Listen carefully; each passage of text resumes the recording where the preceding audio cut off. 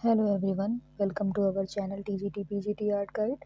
सो आज हम western art में चैप्टर 16 पढ़ेंगे, जिस ग्रुप का नाम है घनवाद या फिर क्यूबिज्म। इसका जो टाइम पीरियड रहा है 1907 से लेकर के 1925 तक रहा है। ये पेंटिंग है जो बनाई है पैब्लो पिकासो ने, विमेन ऑफ अल्जीयर्स, 1955 में बनाया था। ऑयल ऑन कैनवस है और संग्रहित कहाँ है तो ये कतर दोहा में है। हमद बिन जशीम बिन जावेर अल थानी के निजी संग्रह दोहा कतर में ये संग्रहित है। देन 20वीं शताब्दी की समस्त अमूर्त कला का जनक घनवाद था। तो 20वीं शताब्दी की समस्त अमूर्त कला का जो जनक था, कौन सा ग्रुप था, तो ये घनवाद था। घनवाद का जन्म जो है वो 1907 में पेरिस में हुआ और 1914 ईस्वी तक विभिन्न अवस्थाओं को पार करते हुए कब तक चला तो 1925 तक। इसीलिए इसका जो टाइम पीरियड है 1907 से लेकर के 1925 तक रहा है। देन घनवाद का जो प्रवर्तक थे वो पाब्लो पिकासो थे। पाब्लो पिकासो ने 1907 में अपना एक सुविख्यात चित्र आवन्यों की स्त्रियां जो पूर्ण किया, जो घनवाद का सर्वप्रथम चित्र माना जाता है। तो ये चित्र इम्पॉर्टेंट है। आवन्यों की स्त्रियां जो 1907 में बनाया, मेड बाय पाब्लो पिकासो। तो ये घनवाद का सबसे पहला चित्र माना जाता है, आवन्यों की स्त्रियां। तो घनवाद के प्रमुख कलाकारों में पिकासो हैं, Braque, Leger, Juan Gris, Jean Metzinger, Albert Gleizes, लॉबर्ट डेलीन, हेनरी ले फोकोनियर इत्यादि थे। सो ये जो पेंटर हैं इम्पॉर्टेंट है। नेक्स्ट पॉइंट है घनवादी तत्व सर्वप्रथम सेजान की कला में दिखाई देता है। तो घनवादी तत्व सर्वप्रथम किसकी कला में दिखाई देता है तो ये सेजान की कला में दिखाई देता है। सेजान ने क्या कहा था, प्रकृति को वृत्त, गोली व शंकु के आकारों में चित्रित करना चाहिए। तो ये कथन किसका है, प्रकृति को वृत्त, गोले और शंकु के आकारों में चित्रित करना चाहिए। तो ये पॉल सेजान का स्टेटमेंट है। देन पैब्लो पिकासो ने आगे चलकर इसका अनुसरण किया और ज्यामितीय रूपाकारों जैसे वृत्त, शंकु तथा बेलन सादृश्य आकृतियों को बनाया। घनवाद ने फावाद, निग्रो कला, आइबेरियन कला, मूर्तिकला, अफ्रीकी मूर्तिकला तथा आदिम कलाओं से प्रेरणा ली है। तो घनवाद ने फावाद, निग्रो कला, आइबेरियन मूर्तिकला, अफ्रीकी मूर्तिकला तथा आदिम कलाओं से प्रेरणा ली है। तो घनवाद का जो मुख्य उद्देश्य क्या है, आकार रचना था, ना कि व्यक्ति सादृश्य। तो घनवाद का जो मुख्य उद्देश्य था, ऑब्जेक्टिव, आकार रचना था। अब हम पाब्लो पिकासो के बारे में पढ़ेंगे, जो मोस्ट इम्पॉर्टेंट कलाकार हैं घनवाद के।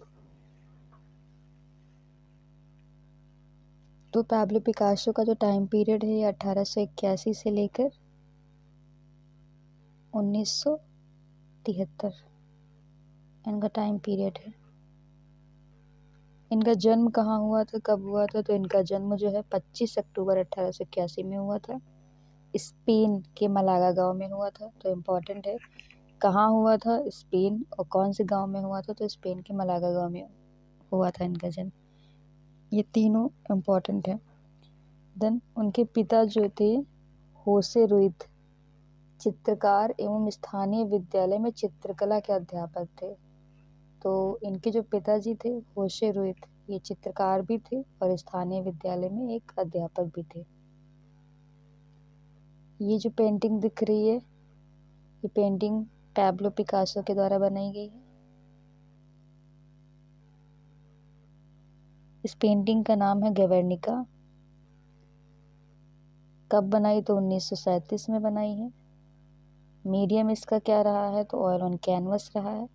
और ये संग्रहित कहाँ है तो Museo Reina Sofia museum, Madrid, Spain में है। देन जो पिकासो हैं चित्रकार के साथ साथ मूर्तिकार थे, लिथोग्राफर थे, सिरेमिक पेंटर थे, और इनग्रेवर। तो मूर्तिकार, लिथोग्राफर, सिरेमिक पेंटर तथा इनग्रेवर थे। पिकासो के आरंभिक चित्रों में वृद्ध युग्म, पैर का अध्ययन चित्र व डोन हास्य का व्यक्ति चित्र आदि हैं जो आरंभिक चित्रों में इन्होंने बनाया है। देन पिकासो ने 1901 से लेकर 1904 तक के बीच बनाए गए चित्रों को एक नाम दिया था। तो उस पीरियड को क्या बोलते हैं? नीला काल या ब्लू पीरियड। तो ब्लू पीरियड किस काल से, किस टाइम पीरियड से रहा है? तो 1901 से लेकर 1904 के बीच को ब्लू पीरियड कहते हैं। अब इस समय उसने एक नीले रंग को प्रमुखता देकर चित्रों को निर्मित किया। उसके इस काल के चित्रों का मुख्य भाव क्या था? मानवीय दुख था। तो जो 1901 से लेकर के 1904 इस टाइम पीरियड को ब्लू पीरियड कहते हैं। इसका सब्जेक्ट क्या था? तो मानवीय दुख था, मानवीय पीड़ा। इस काल की प्रमुख चित्रों में क्या क्या चित्र थे ब्लू पीरियड के? तो बूढ़ा गिटार वादक ब्लू पीरियड का चित्र था जो 1903 में इन्होंने बनाया। संग्रहित कहाँ है? तो आर्ट इंस्टीट्यूट ऑफ शिकागो में है। देन द लाइफ 1903 में बनाया। ये संग्रहित कहाँ है? तो क्लीवलैंड म्यूजियम ऑफ आर्ट में है। उसके बाद द ट्रेजेडी बनाया 1903 में ही। नेशनल जो संग्रहित है, एग्जिबिट है national gallery of art Washington में। उसके बाद विमेन विद फोल्डेड आर्म्स बनाया है। ये 1901 से 1902 के बीच बनाया। ये इनके निजी संग्रह में है। तो ये चित्र इम्पॉर्टेंट है और किस टाइम पीरियड से बिलोंग करते हैं? तो ये ब्लू पीरियड से बिलोंग करते हैं, 1901 से लेकर के 1904। उसके बाद इनका कौन सा पीरियड आता है? 1901 से लेकर के 1904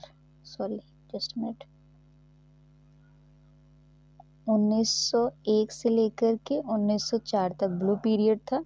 उसके बाद 1904 से 1906 को पिंक पीरियड बोलते हैं, इन्होंने नाम दिया। 1904 से लेकर के 1906 इस पीरियड को इन्होंने बोला है पिंक पीरियड। तो 1904 से 1906 के बीच पिकासो के चित्रों में नीले रंग की जगह गुलाबी रंग ने ले लिया। इस काल को गुलाबी पीरियड कहा जाता है।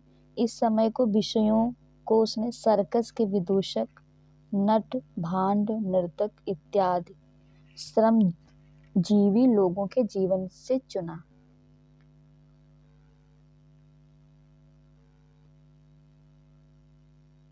इस काल के चित्रों का जो भाव था वो निराशा व समर्पण था। तो गुलाबी पीरियड का जो सब्जेक्ट था वो निराशा और समर्पण था, और जो ब्लू पीरियड है उसका क्या था? मानवीय दुख, मानवीय पीड़ा थी। और पिंक पीरियड का जो सब्जेक्ट था वो निराशा व फिर समर्पण था। गुलाबी काल के चित्रों में भांड का परिवार इम्पॉर्टेंट है। भांड का परिवार किस टाइम पीरियड से बिलोंग करता है? तो ये पिंक पीरियड से बिलोंग करता है भांड का परिवार। नट व गोला तथा नट का परिवार विशेष प्रसिद्ध है। तो ये इम्पॉर्टेंट है। ये सारे चित्र जो हैं ये पिंक पीरियड से बिलोंग करते हैं। नेक्स्ट पॉइंट है 1905 में पिकासो द्वारा बनाया गया कैनवस पर तैल रंग। पाइप पीने वाला लड़का, boy with a pipe, New York में 2004 की क्रिस्टी नीलामी में 679 करोड़ रुपए में नीलाम हुआ था। देन इनका आता है 1901 से लेकर 1904 ब्लू पीरियड, 1904 से लेकर 1906 पिंक पीरियड। देन इनका आता है 1906 से लेकर 1908, इसको बोलते हैं नीग्रो काल कहा जाता है। इस काल का पिकासो का सबसे प्रसिद्ध चित्र कौन सा है? तो आवन्यों की स्त्रियां हैं, जो हमने पेंटिंग ऊपर देखी थी। तो आवन्यों की स्त्रियां जो चित्र है वो किस काल से बिलोंग करता है? तो ये नीग्रो काल से बिलोंग करता है, मोस्ट इम्पॉर्टेंट फैक्ट है। और नीग्रो काल किसके बीच रहा है, तो 1906 से लेकर 1908 के बीच रहा है।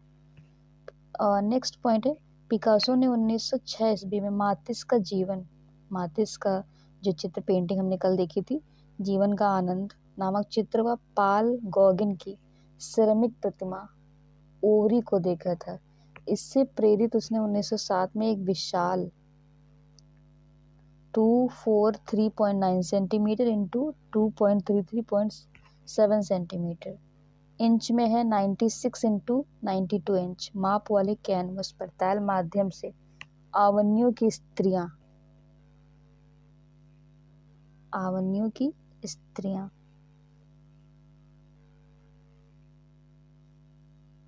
शीर्षक से चित्र को बनाया। यह घनवाद का सर्वप्रथम चित्र माना जाता है। इस चित्र की तुलना सेजान के चित्र स्नान मग्नाए से की जाती है। वर्तमान में कहाँ है, तो ये एग्जिबिट कहाँ है, मोस्ट इम्पॉर्टेंट है, museum of modern art New York USA में सुरक्षित है, आवन्यू की स्त्रियां। सो ये पेंटिंग मोस्ट इम्पॉर्टेंट है। देन 1908 से 1912 के बीच पिकासो ने सेजान से प्रभावित होकर ज्यामितीय नियमबद्धता से युक्त प्रकृति चित्र बनाकर विश्लेषणात्मक घनवाद को प्रकट किया। Just a minute.